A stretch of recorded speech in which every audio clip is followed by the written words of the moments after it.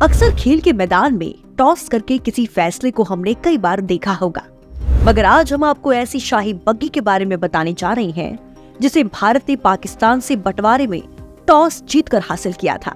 जी हाँ, अंग्रेजों की गुलामी के बाद जब हमारा देश स्वतंत्र हुआ तब हमारे देश में सबसे बड़ा बदलाव बंटवारे का हुआ।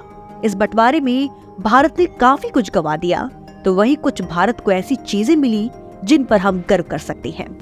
गणतंत्र दिवस की परेड से लेकर बीटिंग द रिट्रीट कार्यक्रम के दौरान आपने राष्ट्रपति को सोने की रॉयल बग्गी में आते जरूर देखा होगा।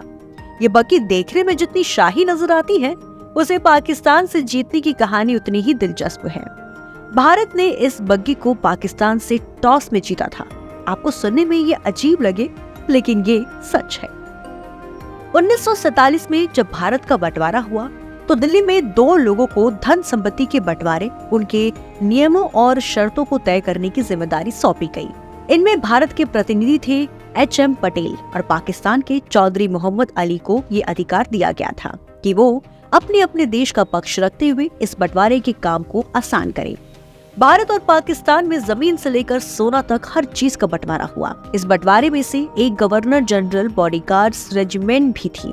इस रेजिमेंट का बंटवारा तो शांतिपूर्वक हो गया, मगर रेजिमेंट की मशहूर बग्गी को लेकर दोनों पक्षों के बीच बात नहीं बन पाई। दरअसल दोनों देश इसे अपने पास रखना चाहते थे। ऐसे में तत्काल गवर्नर जनरल बॉडीगार्ड्स के कमांडेंट और उनके डिप्टी ने इस विवाद को सुलझाने के लिए एक सिक्के का सहारा लिया। टॉस भारत ने जीता और इस तरह की रॉयल बग्गी भारत के हिस्से में आई।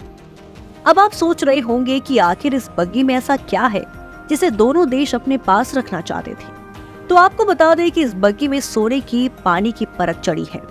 घोड़े से खींची जाने वाली ये बग्गी अंग्रेजों के शासनकाल में वायसराय को मिली थी। आजादी से पहले देश के वायसराय इसकी सवारी किया करते थे। आजादी के बाद शाही बग्गी की सवारी राष्ट्रपति खास मौकों पर किया करते हैं। पहली बार इस बग्गी का इस्तेमाल भारत के पहले राष्ट्रपति डॉक्टर राजेंद्र प्रसाद ने गणतंत्र दिवस के मौके पर किया था।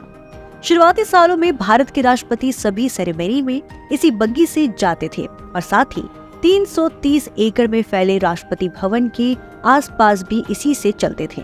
धीरे धीरे सुरक्षा कारणों से इसका इस्तेमाल कम हो गया, लेकिन एक वक्त ऐसा भी आया था जब इसका इस्तेमाल बंद हो गया था, क्योंकि पूर्व प्रधानमंत्री इंदिरा गांधी हत्याकांड के बाद सुरक्षा को मद्देनजर रखते हुए राष्ट्रपति बुलेट प्रूफ गाड़ियों में आने लगे। हालांकि 2014 में तत्कालीन राष्ट्रपति प्रणब मुखर्जी ने एक बार फिर बग्गी का इस्तेमाल किया। एक बार फिर से बग्गी के इस्तेमाल की परंपरा शुरू हो गई।